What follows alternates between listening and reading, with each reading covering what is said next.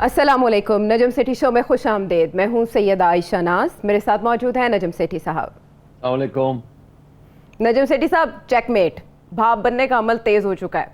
वो अपोजिशन जो 11 फरवरी के बाद से तारीख पे तारीख देने से कासिर थी, आखिर आगे बढ़ के उन्होंने तहरीक अदम एतमाद जमा करवा दी और साथ ही असम्बली की रेकुजिशन, असम्बली इजलास बुलाने की रेकुजिशन भी जमा करवा दी है। बहुत इंटरेस्टिंग बात यह है कि ये प्रिडिक्ट आप पहले ही कर चुके हैं कि तहरीक अदम एतमाद जो है वो लास्ट वीक आपने कहा कि इस हफ्ते आ जाएगी, तो आ गई। इसके अलावा भी आपने और जो बातें कही थी पहले, वो अपने नाजरीन को सुनवाएंगे, फिर बात को आगे बढ़ाते हैं। ये ख़तरे की बेसिस के ऊपर उन्होंने ये कल जो एक इकदाम किए हैं, रिलीफ पैकेज, तो एक महीना पहले ये रिलीफ पैकेज नहीं दे सकते थे, मगर उस वक्त तो बड़े कॉन्फिडेंट थे, गल ही कोई नहीं है। अब उनको समझ आ रही है कि यार ये ऑपोजिशन ने तो 200 बंदे इकट्ठे ना कर लें, तो इसलिए मैं समझता हूँ कि अब वक्त आ गया है ऑपोजिशन के लिए कि अगले हफ्ते के अंदर अंदर मैक्सिमम उनको ये फ़ैसला करना पड़ेगा कि वोट ऑफ नो कॉन्फिडेंस करना है या 1-2 महीने के लिए मुलतवी कर देना है। अच्छा सेठी साहब, दाद देनी पड़ेगी। अल्फाज का इतना खूब होता है कि जो समझने वाला है वो बात समझ जाते हैं। जो दूसरी बात आपने कही और अपोजिशन ने वो की, एक अरसे से तजाद था कि शायद ये पानी का बुलबुला है, ये चाय की प्याली में तूफ़ान है, फिर ये कि पंजाब में अदम एतमाद आनी है, स्पीकर कौमी असम्बली के खिलाफ आनी है या वज़ीर आज़म के खिलाफ। आपने वाज़े तौर पर बता दिया था प्रोग्राम में कि ये किसके खिलाफ आएगी और कैसे आएगी, वो सुनवाते हैं। मगर मैं नहीं समझता कि इस वक्त ये अपना टाइम ज़ाया करेंगे कि आप चेयरमैन सेनेट या चेयरमैन या स्पीकर कौमी असेंबली उसकी तरफ जाएं, टाइम ज़ाया होगा तो पंजाब असेंबली तो, और पंजाब असेंबली को भी ये हाथ भी नहीं लगाएंगे अभी, ये मैं आपको लिख के दे देता हूँ। वो कहते थे ना कि जी पीपल्स पार्टी कह रही है कि जी पहले पंजाब में कर लें फिर उधर जाएँ। मैं आपको आज पेशन गोई कर रहा हूँ कि ना स्पीकर के ख़िलाफ़ जाएंगे, ना चेयरमैन सेनेट के ख़िलाफ़ जाएंगे, ना पंजाब असेंबली में उस्मान बुज़दार के खिलाफ जाएंगे। पहला कदम ये होगा कि इमरान खान साहब को निकाला जाए। आज जो प्रेस कॉन्फ्रेंस हुई जिसमें 3 बड़े बैठे थे, सेठी साहब, जरदारी साहब थे, मौलाना फजलुर रहमान और शहबाज शरीफ साहब, वो तीनों भी यही कह रहे थे कि पहले इमरान खान साहब के खिलाफ तहरीक अदम एतमाद को हम देखेंगे और उसके बाकी के जो मामलात हैं वो कॉन्फिडेंशियल हैं, खुफिया हैं। लेकिन आपने आज एक ट्वीट किया और उसमें आपने 2 सूरतें, 2 जो मुमकिनात हैं वो बयान किए। Ayesha, thank you. अच्छा किया आपने लोगों को याद दिला दिया कि हम कुछ अरसे से ये पेशन गोई कर रहे थे। जनवरी में मैंने कहा था कि पानी जो है ना आग के ऊपर हांडी पकनी शुरू हो जाएगी। मेरा तज्जिया ये था कि फरवरी में पानी जो है वो उबलना शुरू होगा और मार्च के अंदर उबल जाएगा। तो मैं बड़ा खुश हूँ कि ऐसे ही हुआ। अब मैं हमेशा ये कहता हूँ कि एनालिसिस जो है वो अच्छी इंफॉर्मेशन हो और उसके ऊपर अच्छा एनालिसिस किया जाए। हमारे बहुत से दोस्त हैं जो कि बड़े वेल मीनिंग थे और बड़ी अच्छी नज़र रखते हैं हर किस्म के हालात पे, मगर वो यकीन नहीं रखते थे कि ऐसे होगा। मेरा ख्याल है उनकी इंफॉर्मेशन कमज़ोर थी। एनालिसिस तो ठीक ही होगा, मगर अगर इंफॉर्मेशन कमज़ोर हो तो अच्छा एनालिसिस नहीं हो सकता। अब जाके हैरानगी का इजहार कर रहे हैं, अच्छा ये हो गया, अब कुछ चले, ये होना ही था। उसकी बहुत सी वजूहत थी, वो शायद आप फिर सवाल को पूछे तो मैं उसको बताऊंगा कि क्यों मैं इतना श्योर था कि ये होगा। मगर अब आगे बढ़ते हैं। आगे बढ़ने में आपने जो सवाल पूछा है वो ये है कि अब क्या होगा, अब किस तरीके से आगे बढ़ा जाए। अब देखिए, इसमें भी कुछ इंटरप्रिटेशंस हैं। उन्होंने किया है कि रिक्विजिशन असेंबली को और वोट ऑफ नो कॉन्फिडेंस की मोशन को टेबल करने के लिए एक ही एप्लीकेशन दी है और वो आर्टिकल 95 के तहत दी है, जिसका बेसिक मकसद ये है, जो बड़ा वाज़ेह तौर पे ये कहता है कि स्पीकर 7 दिन के अंदर अंदर, 3 दिन से पहले नहीं और 4 दिन के उसके बाद 7 दिन के बाद नहीं, 7 दिन, टोटल 7 दिन लगते हैं। 3 दिन में वो असेंबली कॉल करेंगे, ठीक है, और 4 दिन के अंदर अंदर किसी दिन वो वोट ऑफ नो कॉन्फिडेंस जो है उसकी करेंगे। ओके। मगर साथ साथ एक और भी क्लॉज है आइन का जो कहता है कि अगर असेंबली रिक्विजिशन करनी हो तो नोटिस देना पड़ता है, और वो स्पीकर जो है वो 14 दिन तक ले सकता है असेंबली को रिक्विजिशन करने में। तो अब यहाँ नियत स्पीकर की पे डिपेंड करेगा। इन्होंने तो बड़े वाज़ेह तौर पे ये कहा है कि जी 7 दिन के अंदर अंदर इसको कंप्लीट किया जाए एक आर्टिकल के तहत। मगर क्योंकि स्पीकर की फैसला होगा तो स्पीकर ये हो सकता है कि पहले 2 हफ्ते 14 दिन वो ले ले और उसके बाद 7 दिन ये, तो 21 दिन मैक्सिमम। यही मैंने अभी ट्वीट की थी सुबह कि जी 21 दिन मैक्सिमम ले सकता हूँ।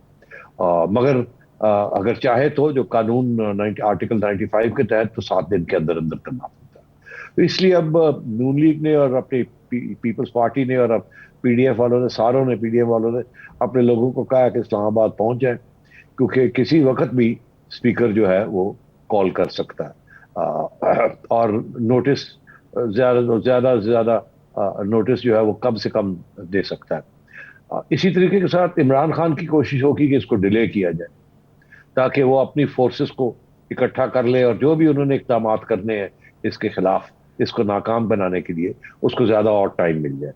तो अपोजिशन चाहेगी जल्दी से जल्दी हो और इमरान खान और गवर्नमेंट चाहेगी देर से देर हो, और सारा कुछ जो गेम है वो स्पीकर के हाथ में चली जाएगी। और अगर स्पीकर की नीयत ठीक नहीं है और ना आइन की रूह ना उसका लेटर जो है उसको वो उसके बारे में वो पाबंद है, तो वो गड़बड़ कर सकता है। अब प्रॉब्लम ये है आयशा कि जब अगर स्पीकर को गड़बड़ करता है तो उसको तो वही चैलेंज किया जा सकता है, और अगर वो आपके चैलेंज को मुस्तरद कर दे तो फिर आपके पास कोई चारा नहीं है, आपको सुप्रीम कोर्ट जाना पड़ेगा। अच्छा। मेरा अपना ये ख्याल है कि स्पीकर गड़बड़ करेगा, ये कोशिश करेगा गड़बड़ करने की। ये डिपेंड करता है कि ऑपोजिशन उसको कैसे टैकल करती है, असेंबली के अंदर या असेंबली के बाहर। तो अगर तो स्पीकर आइन के दायरे के अंदर रहते रहते डिले करना चाहता है तो मैक्सिमम 21 दिन, और अगर स्पीकर आइन की धज्जियां उड़ा के और अपने फैसले, गैर आइनी फैसले जो है अनाउंस करता है, तो फिर उनको चैलेंज करना पड़ेगा सुप्रीम कोर्ट में, जिसकी वजह से ये फिर बात आगे चली जाएगी। तो ये सूरत हाल है। अब देखना यह है कि इमरान खान साहब जो हैं वो एक जैसे आइन कहती है उसके मुताबिक इसकी ये लड़ते हैं ये लड़ाई, या ये कि वो फिर इसको डिले करने की कोशिश करते हैं, गंद पड़ता है, लड़ाई झगड़े शुरू हो जाते हैं। अच्छा सिटी साहब, बड़ी दिलचस्प सूरत हाल ये है कि अपोजिशन भी उतनी कॉन्फिडेंट है जितने इमरान खान साहब कॉन्फिडेंट हैं, और उन्होंने एक बार फिर कहा है कि इनको ऐसी शिकस्त देंगे 2028 तक उठ नहीं सकेंगे और ये अपोजिशन की आखिरी वारदात होगी। जो कभी इम्कान है उसकी तो आपने बात की कि हो सकता है स्पीकर इसको डिले करे, सदर ममलिकत ने इजलास तलब करना होता है या वो कहते हैं कि इजलास हो, तो क्या ऐसा भी हो सकता है कि इमरान खान साहब इसी कॉन्फिडेंस के साथ जल्दी इजलास का कह दें और इजलास वक्त से पहले हो जाए? देखिए, मैं समझता हूँ इमरान खान साहब कमजोर है, उसकी एक साइन नहीं है, बड़े साइंस हैं। पिछले 3 माह से आप देख ही लें जिस किस्म की सूरत हाल पाकिस्तान में बनती जा रही है, कितने डेस्परेट होते जा रहे हैं इमरान खान साहब। और मैं हर प्रोग्राम में आपको ये बताता जा रहा था कि खान साहब और डेस्परेट होते जा रहे हैं और इस किस्म की हरकतें कर रहे हैं जिससे नजर आ रहा है कि कितने कमजोर हैं वो। और ये तो अब इसमें कोई शक ही नहीं रहा कि एस्टैब्लिशमेंट ने उनका साथ देना छोड़ दिया। ये हम कह सकते हैं कि एस्टैब्लिशमेंट ने ऑपोजिशन का साथ नहीं दिया, मगर उनका साथ जो है वो छोड़ दिया। और अगर ऐसे है तो लोगों को खुद इस बात का पहचान हो गया। तो इसलिए अब खान साहब के लिए बड़ा मुश्किल है कि ये जो क्राइसिस आई है इसको सरवाइव करें वो। मगर तारीख ये कहती है कि आज तक कोई वोट ऑफ नो कॉन्फिडेंस कामयाब नहीं जी। और जो सिटिंग गवर्नमेंट होती है वो बड़ी पावरफुल होती है, उसके पास बहुत से तरीके होते हैं उसको नाकाम करने के। मगर तारीख ये भी बताती है कि पहले कभी भी जो कुछ हुआ वो दायरे कानून के दायरे के अंदर रहते हुए हुआ, लोगों ने अपने एमएनएस को प्रोटेक्ट करके रखा। अब तो बहुत से कॉम्प्लिकेटेड इश्यूज आ गए हैं जो कि वो इस्तेमाल कर सकते हैं। अगर आप इजाजत दें तो मैं उनको बता सकता हूं आपको कि स्पीकर क्या क्या हरकतें कर सकते हैं। जी सर बताएं, क्योंकि इस वक्त सभी ये सोच रहे हैं कि क्या हो सकता है, मुमकिन तौर पे गवर्नमेंट के कार्ड्स क्या हैं। देखिए, अभी तो मैं पहले दिन से ये कह रहा हूं कि 2 चीजें होंगी। एक ये होगा कि पीटीआई के लोग छोड़ जाएंगे इमरान खान साहब को और वो नून लीग के साथ जाके बातचीत करेंगे और अपनी अगली इलेक्शन के लिए अपनी सीटें पक्की करेंगे नून लीग के अंदर। बिकॉज उन्हें पता है कि आज नहीं कल जब भी इलेक्शन होगी पीटीआई तो हारेगी और उसके अंदर जो लोग उस टिकट पे होंगे वो हार जाएंगे। और तो ये लोग चाहेंगे कि लोटे हैं, ये लोग चाहेंगे कि अब उनको कोई विनिंग पार्टी का टिकट मिले। तो मेरी इतला के मुताबिक आज नहीं कल कुछ अरसे से मुझे ये इल्म है कि बहुत से पीटीआई के एमएनएज ने नून लीग के साथ राब्ते किए और वहां से एश्योरेंसेज उनको मिल गई है कि ठीक है आप आ जाए, हम आपको टिकट दे देंगे अगली इलेक्शन में नून लीग का। अच्छा। तो एक वक्त था कि ये इसके ऊपर भी बड़े सवालिया निशान थे कि क्या नून लीग इनको टिकट देगी या नहीं देगी, क्योंकि उनके अपने लोग हैं जो कि उनके साथ खड़े रहे हैं इसके दौरान। तो वो भी चाहेंगे कि हमारा हक है, हमें टिकट मिलना चाहिए। तो नून लीग कैसे अकोमोडेट करेगी इतने ज्यादा लोगों को। फिर हमने ये, मुझे इतला ये मिली कि नहीं 10-15 लोगों को तो हम अकोमोडेट कर लेंगे और हमें 10-15 ही चाहिए। तो और जो हम समझते हैं कि लॉयल होंगे और जो अच्छे होंगे उनमें से हम चुप पिक एंड चूज कर लेंगे। अब सूरत हाल यह है कि मेरी इतला के मुताबिक 10-20 से ज्यादा लोग तैयार हैं पीटीआई को तोड़ने के, भागने से, और सब मांग रहे हैं सीटें। तो ये तो 200, मैं पहले दिन से यही कह रहा था कि अगर होगा तो ये जो पीडीएम वाले हैं, ऑपोजिशन वाले हैं, ये 200 से ऊपर की बात करेंगे। ये नैरो विक्ट्री वाली बात नहीं करेंगे कि जी हमें 172 मिल जाए तो हम जीत जाएंगे। ये कोशिश यही, क्योंकि वहां बहुत सी गड़बड़ हो सकती है कि जी वो 2 लोग इधर हो गए उधर हो गए, किसी को गिरफ्तार कर लिया, किसी को गायब कर दिया, कोई डिसअपेयर हो गया, कोई बीमार हो गया, कोई किसी की कोई टाइम पे ना पहुंचा। इतनी नैरो विक्ट्री से बड़े शख्सवात होंगे कि फलाने ने ये किया, फलाने को फोन कॉल आ गई। तो ये अगर जब ये उसी वक्त करेंगे जब इनको पता होगा कि हमने अब डिफीट करना है और अनसीट करना है प्राइम मिनिस्टर को, तो 180-82 के साथ नहीं करेंगे, 200 से ज्यादा के साथ करेंगे। अच्छा, वो 200 कैसे बनते थे ये भी हमने डिस्कस किया था पहले, उसको मैं दोहरा देता हूँ। वो 200 ऐसे बनते थे कि अगर इनके इस वक्त 162 के करीब इनके अपने हैं ऑपोजिशन के, 160-162, तो अगर 20 से एक लोग टूट जाते हैं ऑपोजिशन के और इनकी तरफ आ जाते हैं तो ये विनिंग एरिया में आ जाते हैं और वो गिर जाते हैं। ये 182 हो जाएंगे, वो 162 हो जाएंगे, तो फिर तो ठीक है। मगर मैंने ये कहा था कि जब ये होगा तो, और जब ग्रैंड अलायंस जो है, जो कि अलाइज हैं इमरान खान के, उनके भी 20 एक करीब वोट बनते हैं, जिससे चौधरीज हैं, जीडीए है, एमक्यूएम है और छोटी छोटी 1-2 पार्टीज हैं। अगर बलूचिस्तान अवामी पार्टी वगैरह ये सब मिलके को 20 के करीब इनके अलायंस पार्टनर, जब उन्हें नजर आएगा कि ये वोट कामयाब होने जा रहा है तो वो भी इमरान खान को छोड़ देंगे और वो छोड़ के आ जाएंगे इनके पास कि जी हमारे साथ भी मुखमुखा कर लें, हमें बताएं आगे हमें क्या मिलेगा क्या नहीं मिलेगा। तो मेरा ये ख्याल था कि ये फिर 20-30-40 अगर लोग मिल जाते हैं तो 200 से ऊपर चले जाएंगे। अब एक्चुअली आपने देखा होगा स्टेटमेंट्स जो आ रहे हैं राना सनाउल्लाह साहब के या शायद खाकान अब्बासी साहब के, और वो हमेशा यही कहते रहे कि नहीं जी हम तो 200 से ऊपर जाएंगे। तो इस तरीके से उन्होंने 200 काउंट किया। अभी सूरत हाल क्या है कि पीटीआई के एमएनएस तो इनके पास है, आ गए हैं, मगर जीडीए ये जो अलायंस वाले हैं 20 लोग, चौधरीज और ये सारे लोग, ये अभी फेंस पे बैठे हुए हैं। इन्होंने अभी फैसले नहीं किए और मेरा ये मौकफ था कि ये फैसले उस दिन करेंगे जिस दिन वोट काउंट के लिए जाएंगे, जब बुलाया जाएगा जी आज वोटिंग है, फिर ये एकदम पलट के तो आ जाएंगे। उससे पहले ये इमरान खान साहब के साथ ही रहेंगे, बिकॉज ये नहीं चाहेंगे कि इनके ऊपर किसी किस्म की कोई दबाव आए फ्रॉम इमरान खान, और ये अपने नेगोशिएट करते रहेंगे इमरान खान साहब के साथ। इसीलिए अलीम खान, जहांगीर तरीन, इन लोगों ने अपने ग्रुप्स अनाउंस कर दिए, मगर अभी तक, और चौधरी अपने अलग बैठे हुए हैं, मगर अभी तक इन्होंने ये नहीं कहा कि हम पीडीएम को ज्वाइन कर रहे हैं या उनके साथ वोट देंगे। मगर मेरा ये मौकफ है कि आखिरी स्टेज पे अगर वो बाकी लोग आ जाते हैं तो ये लोग भी चले जाएंगे। यहां तक तो बात आई। अब आए कि जब ये होगी वोटिंग तो कुछ लोग ये कह रहे थे कि स्पीकर जो है या रूलिंग पार्टी जो है वो अपने एमएनएस को कहेगी कि आपने उस दिन आना ही नहीं, जी, आपने असेंबली आना ही नहीं है जी, ताकि दूध का दूध और पानी का पानी हो जाए। हम नहीं चाहेंगे कि हमारे लोग आए और फिर फ्लोर क्रॉसिंग करें और बड़ी बेइज्जती हो। हम पहले से उनको कह देंगे कि आपने आना ही नहीं है सर, और हम उनको रोक के बैठेंगे। अगर उनको रोकते हैं तो फिर वो जो 10-20 लोग हैं जो क्रॉस करना चाह रहे हैं तो वो कैसे आएंगे, कैसे आके वोट डालेंगे अपने प्राइम मिनिस्टर के खिलाफ? तो फिर तो जीडीए ये अलाइज ही रह जाएंगे, और अगर एलाइज रह जाएंगे तो फिर ये सारा का सारा जो प्रोपोजिशन है इसको देखना पड़ेगा कि जी अगर एलाइज ही रह गए हैं तो फिर एलाइज के साथ ही मुखमुखा करना पड़ेगा। तो ये अब आगे मरहले क्रॉस करने वाले हैं। मगर यहाँ भी मसले हैं। अगर उनको रोका जाता है और वो नहीं रुकते, उनको स्पीकर कहता है आप नहीं आ सकते, आप मत आए असेंबली के अंदर, वो कहते नहीं हमने फैसला कर लिया हम आ रहे हैं, वो आ जाते हैं। उनको फिजिकली तो आप नहीं रोक सकते। अब आगे क्या होता है, अगर वो फ्लोर क्रॉस करते हैं तो फिर कानून के तहत क्या सूरत हाल है? अच्छा, अगर तो वो फ्लोर क्रॉस करते हैं और जाके वोट अपनी पार्टी के खिलाफ दे देते हैं तो फिर सूरत हाल ये है कि एक सिस्टम है जो रूल्स का, उसके मुताबिक उनके साथ निपटा जाएगा। वो कैसे? कि इमरान खान साहब एक नोटिस देंगे उन लोगों को कि आपने पार्टी डिसिप्लिन वायलेट किया, आपने पार्टी के मफाद के खिलाफ आपने वोट डाला, इसलिए हम आपको डिस्क्वालीफाई करना चाहते हैं फ्रॉम अंडर क्लॉज ABCD जो भी है, कि आप जब करते हैं तो आप डिस्क्वालीफाई हो सकते हैं, तो वो उनको एक नोटिस देंगे।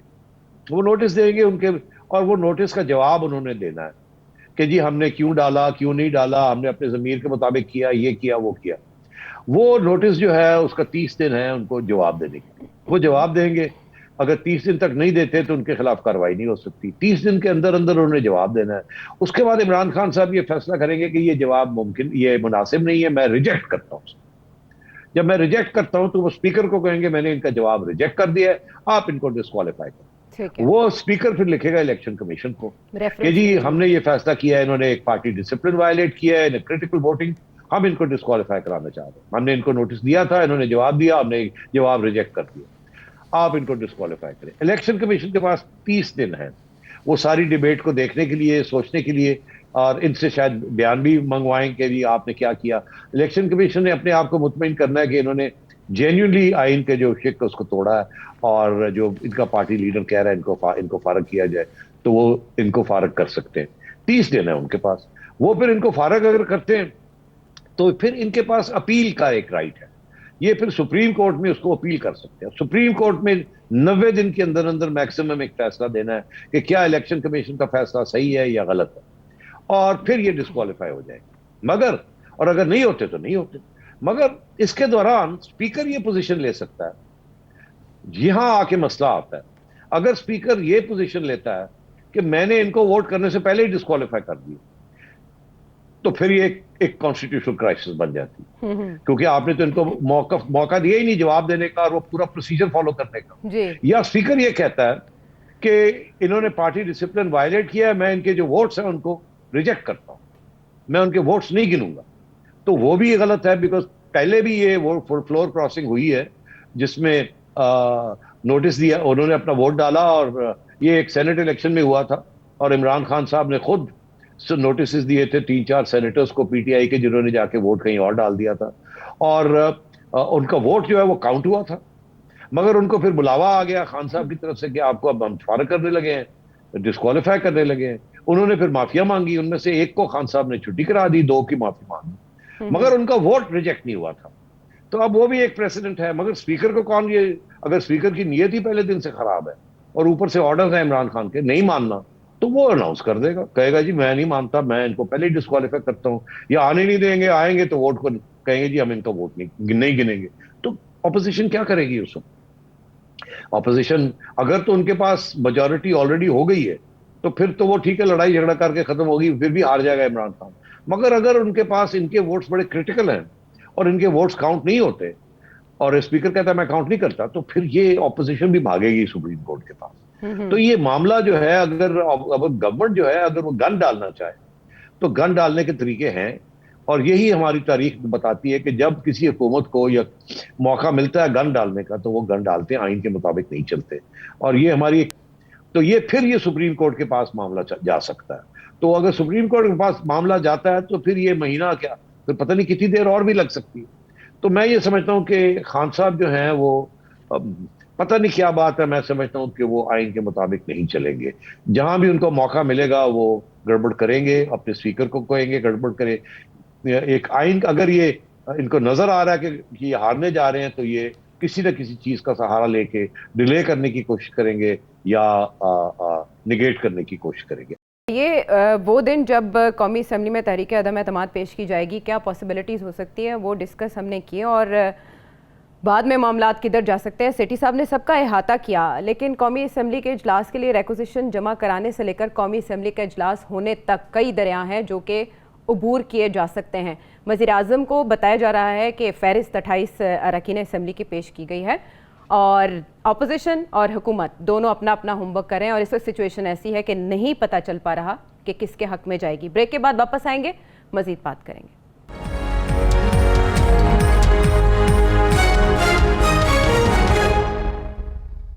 Welcome back to the show. कल तक ये इत्तलात थी कि शायद इमरान खान साहब रजामंद हो गए हैं, वो उस्मान बुज़दार साहब को चेंज कर लेंगे क्योंकि प्रेशर ही इस कदर ज़्यादा है और बहरान बहुत बड़ा है। लेकिन आज सामने आई ये वजह, उस्मान बुज़दार साहब इत्तलात हैं कि वो इस्तीफ़ा लेके पहुंचे। इमरान खान साहब ने कहा आप काम जारी रखें और सिचुएशन बड़ी दिलचस्प डेवलप हो गई है। चौधरी शुजात हुसैन मौलाना फजल रहमान से मिलने गए, उधर हम अलीम खान साहब को देख रहे हैं कि वो जहांगीर तरीन साहब के साथ मुशावरत में मसरूफ़ हैं। सिटी साहब, ये पंजाब में जो डेडलॉक की सी सूरत हाल है, इसकी चाबी किसके पास है? पंजाब में तो बड़ी इंटरेस्टिंग सिचुएशन डेवलप हो गई है कि अलीम खान साहब और जहांगीर तरीन साहब ने अपने दोनों ने कट कर लिए, इकट्ठे हो गए हैं। और उनका ये ख्याल है कि इमरान खान साहब इस वक्त कमज़ोर हैं और इमरान खान साहब के ऊपर प्रेशर डाला जाए कि ये वोट ऑफ नो कॉन्फिडेंस, उनको ऐसे लगता है कि शायद इस्लामाबाद में कामयाब हो जाएगा।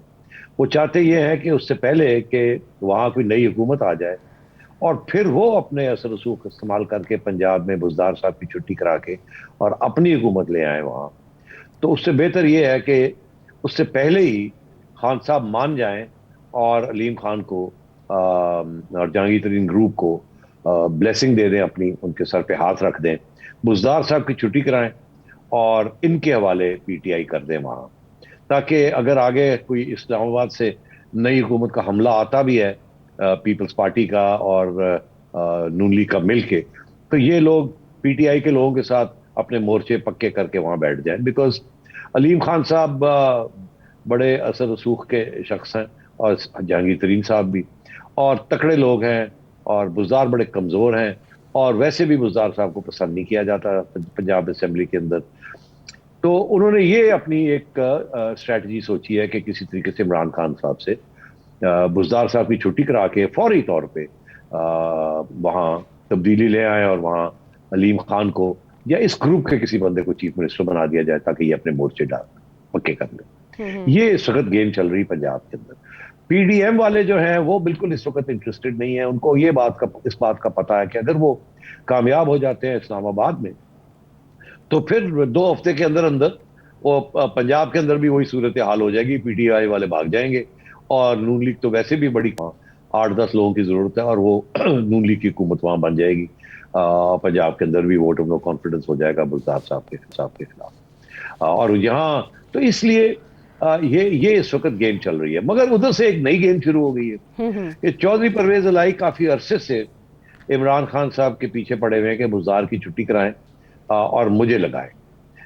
मगर जब ये अलीम खान साहब ने अपने पर फैलाने शुरू किए तो उस वक्त, और ये कुछ अरसे की बात है, पिछले साल जब आपको याद होगा कि इनको जेल में डाल दिया था, इनके ऊपर नैब केसेस थे, उनको एक्टिवेट कर दिया इमरान खान ने और इनको सबक सिखाया कि तुम अपने पर वर ना फैलाओ, तुम टिक टिक करके बैठो, अपनी कोई एम्बिशन दिखाने की जरूरत नहीं है। और इनको जेल में डाल दिया। उसके बाद ये जेल से बाहर आए 7-8 महीने के बाद और इन्होंने फिर इनकी मुलाकात हुई खान साहब से और खान साहब ने फिर माजरतें कर के इनको सीनियर मिनिस्टर बना दिया, मगर पावर कोई नहीं दी और ये काफी फ्रस्ट्रेटेड रहे थ्रूआउट दिस एंटायर पीरियड। मगर अब हुआ ये कि इनके अच्छे खासे सियासी मकासद हैं और एम्बिशंस हैं और इन्होंने अब एक टीवी चैनल भी खरीद लिया है और इनके हाथ और भी मजबूत हो गए। और ये होता है ऐसे, मीडिया आपके हाथ में हो, पावरफुल चैनल आपके हाथ में हो तो आप बहुत कुछ कर सकते हैं। आप थ्रेटन कर सकते हैं, सपोर्ट कर सकते हैं, ब्लैकमेल कर सकते हैं, वगैरह वगैरह। तो अब सिचुएशन ये है कि अलीम खान साहब बिल्कुल अपने आप को चीफ मिनिस्टर सोच रहे हैं, समझ रहे हैं कि ये उनका मौका है। मगर चौधरी परवेज इलाही साहब को तो इस बात का पता है कि अगर ये अलीम खान बन गए तो चौधरी साहब फारग है। तो अब चौधरी साहब की पहले दिन से ये मौक़िफ़ इमरान खान को ये रहा है कि अगर तो आपने चेंज करना है यहाँ, क्योंकि एस्टैब्लिशमेंट का बड़ा जोर है कि जी आप बुज़दार की छुट्टी कराएं, कोई अच्छे एडमिनिस्ट्रेटर लेके आएँ, पंजाब की गवर्नमेंट नजर आनी चाहिए, ताकि इस वक्त हमारी बदनामी हो रही है तो कि जी किस किस्म के बंदे आप लेके आए हैं, किसके सतून बने हुए आप, और देखें वो क्या तबाही हो रही है, कितनी करप्शन है, कोई एडमिनिस्ट्रेशन नहीं है, ब्यूरोक्रेसी ने पेन डाउन किए हुए, ब्यूरोक्रेट्स अपनी ट्रांसफर पोस्टिंग्स पैसे लेके और लोग उनकी ट्रांसफर पोस्टिंग कर रहे हैं, so on and so fourth. बड़ी बदनामी थी। मगर खान साहब डटे हुए थे, मैंने बुज़दार को चेंज नहीं करना। चौधरी साहब ने खान साहब से ये कहा था कि अगर आपने बुज़दार चेंज नहीं करना, चलो ठीक है, हमें बुज़दार के साथ हम काम कर सकते हैं, मगर अगर किसी वक्त आपने ये सोचा कि आपने बुज़दार की चेंज करना तो फिर हमारे अलावा आप किसी और का सोच नहीं सकते। अगर आप करेंगे तो हम छोड़ जाएंगे आपको। चौधरी साहब को सूट करता है कमजोर चीफ मिनिस्टर लाइक बुज़दार, जिसके साथ वो अपना कम से कम स्पीकर एक दायरे के अंदर रहते हुए वो अपने मफाद में अपने काम करवा सकते हैं। मगर वो ये नहीं चाहेंगे कि किसी अलीम खान जैसा कोई शख्स आ जाए वहां या जहांगीर तरीन का वहां आसन सूख पड़ जाए। इसलिए चौधरी साहब अब बाहर आ गए और बुज़दार साहब ने अनाउंस कर दिया है कि अगर मेरी तब्दीली करनी है, पहले तो आया था कि मैं टिका हुआ मैं नहीं जाऊंगा, और अगर मेरी तब्दीली करनी है तो मेरा वोट जो है वो चौधरी साहब, मतलब है कि हम चौधरी साहब और बुज़दार साहब इकट्ठे हो गए, उधर जहांगीर तरीन और अलीम साहब इकट्ठे हो गए, और ये सूरत हाल है। और फैसला इमरान खान का है कि अभी यहाँ कोई तब्दीली पंजाब में लाने की कोशिश करेंगे या नहीं करेंगे, और अगर नहीं करते तो ये जो लोग हैं जहांगीर तरीन और अलीम खान साहब, ये बिल्कुल फौरी तौर पे ये फिर नून लीग के साथ नेगोशिएट कर लेंगे। अच्छा, इस सारी सिचुएशन में तो नून लीग के लिए तो प्लस प्लस ही है ना सेठी साहब? नून लीग के लिए प्लस प्लस है, बिल्कुल प्लस प्लस है, और पीपल्स पार्टी के लिए भी प्लस प्लस है। नून लीग के लिए ज्यादा प्लस प्लस है, पीपल्स पार्टी के लिए कम, मगर दोनों के लिए प्लस प्लस है। और ये सारा अब डिपेंड करता है कि आखिरी स्टेज पे क्या वोट ऑफ नो कॉन्फिडेंस कामयाब होता है कि नहीं होता, और अगर होता है तो कौन प्राइम मिनिस्टर बनेगा, कितनी देर के लिए प्राइम मिनिस्टर बनेगा, कब इलेक्शंस होंगे, और उसके दौरान वो जो हुकूमत होगी वो क्या इकदाम करेगी, किस तरीके से अपने आप को अगली हुकूमत आने अगली इलेक्शंस को फ्री एंड फेयर करेगी, ताकि उसके अंदर अवाम अपना वोट की इज्जत हो और अवाम अपना वोट डाले विदाउट फेयर ऑफ फेवर। और अगर ऐसे ही हुआ तो जो सारे पोल्स इस वक्त जो बता रहे हैं, पॉपुलैरिटी ग्राफ्स जो दिखा रहे हैं, वो यही है कि नून लीग की और मियां नवाज शरीफ की पॉपुलैरिटी जा रही है, पीटीआई और इमरान खान की पॉपुलैरिटी गिरती जा रही है, पीपल्स पार्टी बरकरार है। मगर ये जो भी हाल ही में उन्होंने लॉन्ग मार्च की है, इसके साथ उन्होंने अपने वोटर को फिर निकालने की बाहर कोशिश की है और एक हद तक कामयाब भी हुए हैं। तो वो भी चाहते हैं कि सिंध के अलावा भी पंजाब के अंदर भी उनको वोट शोट मिले, और वो बिल्कुल जोड़ तोड़ के लिए तैयार हैं, पैसे खर्च करने के लिए तैयार हैं, MNAs को अपने पार्टी के अंदर जो विनर्स हैं उनको लाने के लिए तैयार हैं, क्योंकि बहुत से लोग पहले इंडिपेंडेंट प्लेटफॉर्म से खड़े होकर जीते थे, स्पेशली सदर्न पंजाब से, और वो एक जमाने में पीपल्स पार्टी का स्ट्रॉन्ग होल्ड रहा है। इसलिए मेरा ख्याल है कि पीपल्स पार्टी जो है उन्हीं इंडिपेंडेंट्स को जो कि बाद में पीटीआई को ज्वाइन चले गए थे, और अब शायद वही होंगे जो डिफेक्ट भी करेंगे, तो उनको कोशिश इनकी ये होगी कि जो नून लीग के अंदर जिनको टिकट नहीं मिलता उनको पीपल्स पार्टी टिकट दे, और अपने वोट बैंक जो है और अपने वोट्स जो है, पहले पीपल्स पार्टी को तो बेचारों को बहुत कम वोट मिले थे पंजाब के अंदर, सीटें मिली थी, तो अब उनकी कोशिश होगी कि अपनी सीटें भी बढ़ाई जाए, ताकि आगे जो हुकूमत बनने जा रही है वो किसी तरीके के साथ कोई मिलजुल के हुकूमत बनाई जाए और पीपल्स पार्टी भी स्ट्रांग हो जाए उससे। ठीक है, अगर मगर का खेल है, और ऐसे में हम ये भी देख रहे हैं कि इमरान खान साहब बहुत कॉन्फिडेंट हैं और वो कह रहे हैं कि जहांगीर तरीन साहब को वो जानते हैं, वो कभी गद्दारों या चोरों के साथ नहीं मिलेंगे, और फ़ौज भी जो है वो कभी चोरों को फेवर नहीं करेगी। इमरान खान साहब ने डिजिटल मीडिया के सहाफ़ियों से मुलाकात के दौरान इन बातों का इजहार किया, और वो ये कहते हैं कि इस वक्त माइंड गेम चल रही है और मैं माइंड गेम का मास्टर हूँ। ब्रेक के बाद वापस आएंगे तो बहुत से अहम सवाल अभी बाकी हैं।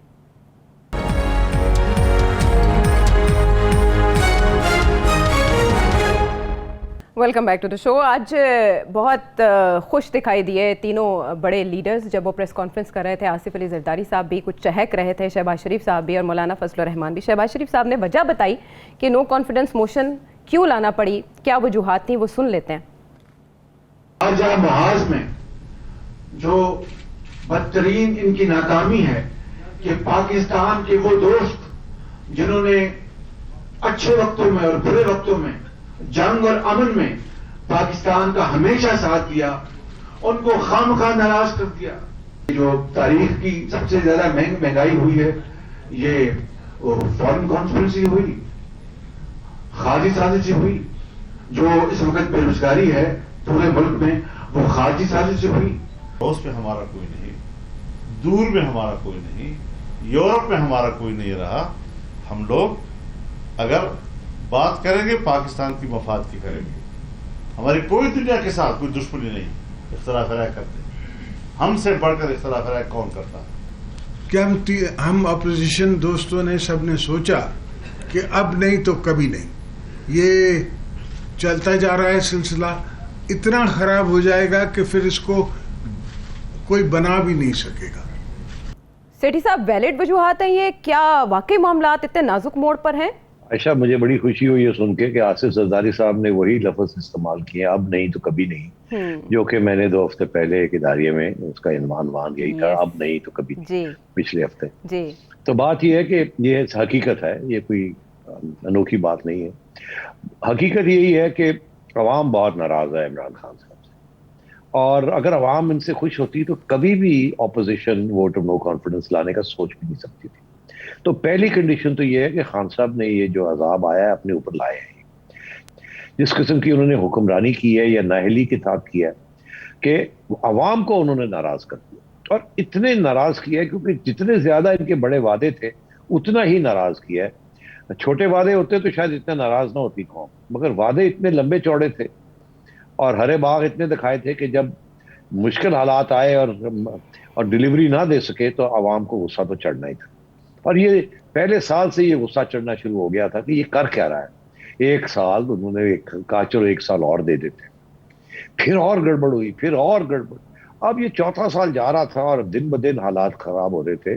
अभी एक हाल ही में सर्वेज जो आने शुरू हुए, पहले साल में तो इमरान खान साहब की जो स्टैंडिंग थी वो अपनी बरकरार रही, मगर आहिस्ता आहिस्ता उनकी स्टैंडिंग गिरनी शुरू हो गई, और जैसे वो गिरती गई नवाज शरीफ की बढ़ती गई। पहली बात तो इमरान खान साहब ने इसकी जिम्मेदारी खुद लेनी पड़ेगी जो उनके साथ होने जा रहा है। दूसरी बात ये थी, मगर अवाम नाराज थी तो इसका ये मतलब नहीं था कि वोट ऑफ नो कॉन्फिडेंस कामयाब हो सकता था। क्यों?